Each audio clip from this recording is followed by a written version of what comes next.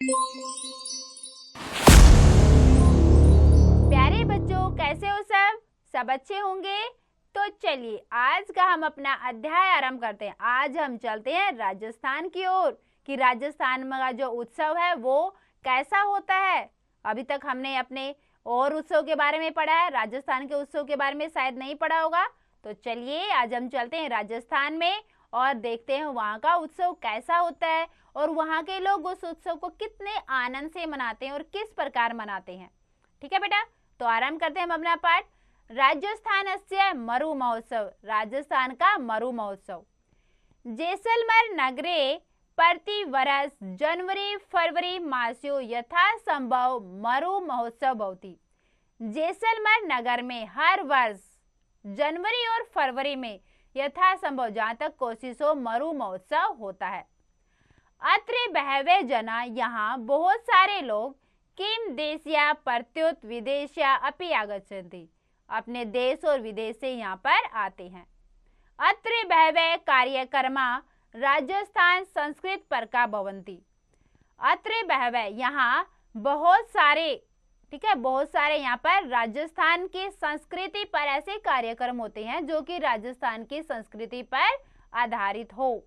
ठीक है, यहाँ अनेक कार्यक्रम होते हैं जो राजस्थान की संस्कृति पर आधारित होते हैं। ठीक है बेटा, आगे देखिए। उष्ट्रानाम धावनस्य समश्रु सौंदर्यस्य पटबंधस्य अग्नि नृत्यस्य विविधानाम लोक नृत्यानाम च प्रतियोगिताः परम ओदकरा भवन्ति। ठीक है, तो क्या क्या होता है यहाँ पर देखिए इस मरु महोत्सव में। यहाँ आयोजित होने वाली जो भी आप प्रोग्राम होते हैं, कार्यक्रम होते हैं, उनमें यहाँ आयोजित होने वाली ऊंट दौड़, ऊंटों की दौड़, मूछ प्रदर्शन, मूछों की प्रदर्शन, पगड़ी बांधना, आग में नाचना जैसी विविध प्रतियोगिताएं और लोक नृत्य बहुत ही मनोरंजक होते हैं।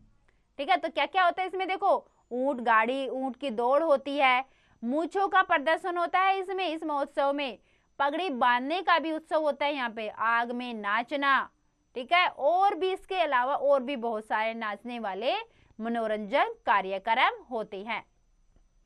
ठीक है बेटा, आगे देखिए।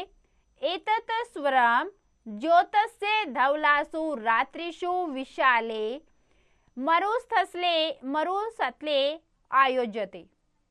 ठीक है, ये प्रतियोगिता होगी वहां पर। उसके बाद उसमें क्या बताया गया, इसमें प्रतियोगिताओं के बाद ये सभी कार्यक्रम, जो ये सभी कार्यक्रम होते हैं, जो प्रतियोगिताएं होती है, ये सभी कार्यक्रम चांदनी रात में विशाल मरुस्थल में आयोजित किए जाते हैं।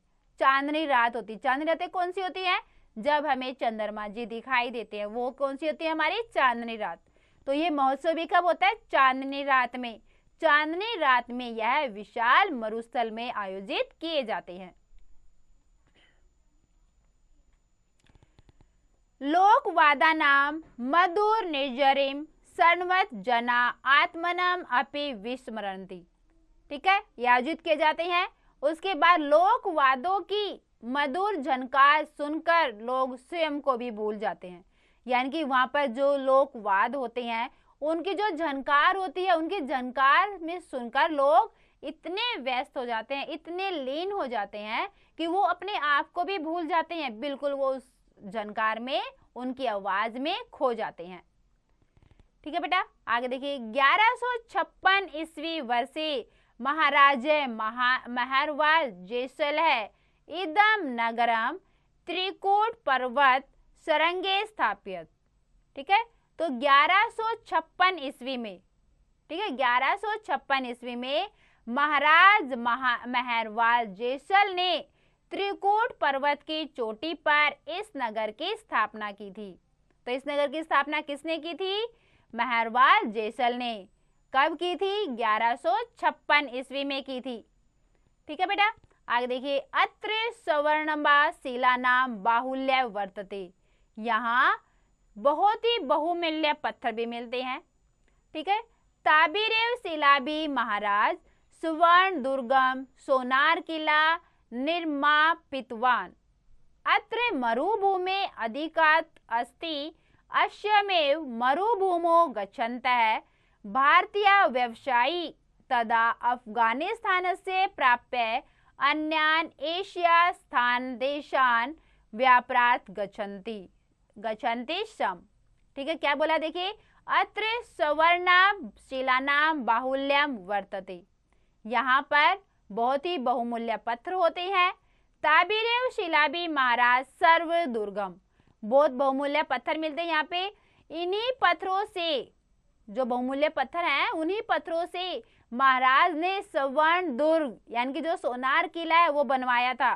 ठीक है, जो वो सुनहरे पत्थर मिलते हैं उन्हीं पत्थरों से क्या बनवाया था उन्होंने, सोनार किला। किसने बनवाया था, महाराज ने। यहाँ अधिकतर मरुभूमि ही है। ठीक है, क्या है यहाँ पर, अधिकतर मरुभूमि है। यहाँ से ही भारतीय व्यापारी अफगानिस्तान पहुंचकर एशिया के अन्य देशों में व्यापार करने के लिए जाते हैं। जब व्यापारी को व्यापार करते हैं तो वो यहीं से जाते हैं, भारतीय व्यापारी अफगानिस्तान पहुंचते हैं वो, और फिर एशिया के अन्य देशों में व्यापार करने के लिए जाते हैं। आगे देखिए, अत्रत्या निरपा चीनाम संको स्वर्ण व्यापारित्व कर ग्रहणात् धनवंते आसन। ठीक है, आगे क्या बोला गया है, यहाँ के राजा रेशम और सोने के व्यापारियों से टैक्स लेने के कारण धनवान हो गए थे। तो यहाँ के राजा वो किससे धनवान हुए थे, रेशम का और जो सोने का व्यापार करता था उनसे क्या लेते थे, वो टैक्स लेते थे। इसी कारण ये बहुत धनवान हो गया ये राज्य। आगे देखिए, आगे है इदम नगर स्वर्ण नगरम अत्यापि कथ्यते, इसीलिए इस नगर को स्वर्ण नगर भी कहा जाता है। अत्र जैन मंदिराणि अनेकानि हाम्र्याणि प्रसादः गाडीसर सरसी चैत्य आदि दर्शनीयानि स्थान्यानि अपि सन्ति। यहाँ पर क्या बताया गया आगे कि यहाँ पर जैन मंदिर, हवेलियां, महल, गाडीसर झील आदि भी दर्शनीय स्थान है। दर्शनीय मतलब कि देखने योग्य है, कि ये चीजें भी वहां पर देखने योग्य हैं। कौन कौन सी, जैन मंदिर, हवेलियां, वहां के महल और गाडीसर नामक झील है वहां पे, वो भी देखने में बहुत अच्छी है। तो ये क्या है, दर्शनीय स्थान है। ठीक है, आगे देखिए बेटा, मरु महोत्सवे मरुपुरुष है मिस्टर डेजर्ट इत्ते उपाधि एकस्य सुंदरतम पुरुषस्य चयनम अपि भवति। मरु महोत्सवस्य यानी कि मरु महोत्सव में मरु पुरुष कौन, मिस्टर डेजर्ट प्रतियोगिता भी होती है। तो इस उत्सव में एक और अनोखी प्रतियोगिता होती है। कौन सी होती है वो, मिस्टर डेजर्ट प्रतियोगिता, जिसमें क्या होता है, सुंदरतम पुरुष का चयन होता है। जो सबसे सुंदर पुरुष होता है उसको चुना जाता है और उसको क्या नाम दिया जाता है, मिस्टर डेजर्ट। ठीक है, ऐसी प्रतियोगिता भी होती है इसमें, जिसमें सब बहुत आनंद करते हैं। आगे देखिए, मरु महोत्सवे सत्ये अर्थम दिन त्रयम यावत मरुसतले स्वर्गेम आनंदम जना अनुभवंती। ठीक है, मरु महोत्सव में 3 दिनों तक सच में लोग स्वर्ग का आनंद अनुभव करते हैं। तो ये जो उत्सव होता है 3 दिन तक लोग बहुत ही आनंद का अनुभव करते हैं। ऐसा लगता है जैसे कि वो स्वर्ग में आनंद ले रहे हो। क्यों, क्योंकि उत्सव बहुत ही अच्छा होता है। और कितने दिन का होता है ये, 3 दिन का। ठीक है बेटा, बार देखिए इसका, जैसलमेर नगर में प्रतिवर्ष जहां तक हो जनवरी फरवरी महीने में मरु महोत्सव होता है। यहाँ केवल देश से ही नहीं अपितु विदेश से भी लोग आते हैं। यहाँ अनेक कार्यक्रम होते हैं जो राजस्थान की संस्कृति पर आधारित होते हैं। यहाँ आयोजित होने वाली ऊंट दौड़, मूछ प्रदर्शन, पगड़ी बांधने, आग में नाचने आदि जैसी विविध प्रतियोगिताएं और लोक नृत्य बहुत ही मनोरंजक हैं। ये सभी कार्यक्रम चांदनी रात में विशाल मरुस्थल में आयोजित किए जाते हैं। लोक वाद्यों की मधुर झनकार सुनकर लोग स्वयं को भी भूल जाते हैं। 1156 ईस्वी में महाराज मेहरवाल जैसल ने त्रिकोट पर्वत की चोटी पर इस नगर की स्थापना की थी। यहाँ खूब सारे सुनहरे पत्थर मिलते हैं। इन्हीं पत्थरों से महाराज ने स्वर्ण दुर्ग सोनार किला बनवाया था। यहाँ अधिकतर मरुभूमि ही है। यहाँ से ही भारतीय व्यापारी अफगानिस्तान पहुंचकर एशिया के अन्य देशों में व्यापार करने के लिए जाते हैं। यहाँ के राजा रेशम और सोने के व्यापारियों में से टैक्स लेने के कारण धनवान हो गए हैं। इस कारण इस नगर को स्वर्ण नगर भी कहा जाता है। यहाँ जैन मंदिर, हवेलियां, गाड़ीसर झील आदि भी दर्शनीय स्थान है। मरु महोत्सव में महापुरुष मिस्टर डेजर्ट प्रतियोगिता भी होती है, जिसमें सुंदरतम पुरुष का चयन होता है, चुनाव होता है। मरु महोत्सव में 3 दिनों तक सच में लोग स्वर्ग का आनंद का अनुभव करते हैं। तो बेटा देखो कितना अच्छा उत्सव होता है जैसलमेर में, ठीक है ना। राजस्थान का जो जैसलमेर नगर है, कहाँ कितना सुंदर यहाँ पर उत्सव होता है और कितने दिन तक चलता है वो 3 दिन तक। बहुत ही अच्छा ये कार्यक्रम होता है, ठीक है बेटा। सबको बहुत अच्छा लगा होगा जैसलमेर का ये कार्यक्रम के बारे में सुनकर और पढ़कर। तो चलिए अब हम करते हैं इसका अभ्यास कार्य। अभ्यास कार्य में क्या करना है आपको, देखिए पहला प्रश्न है आपका, निम्नलिखित प्रश्नों के उत्तर दीजिए।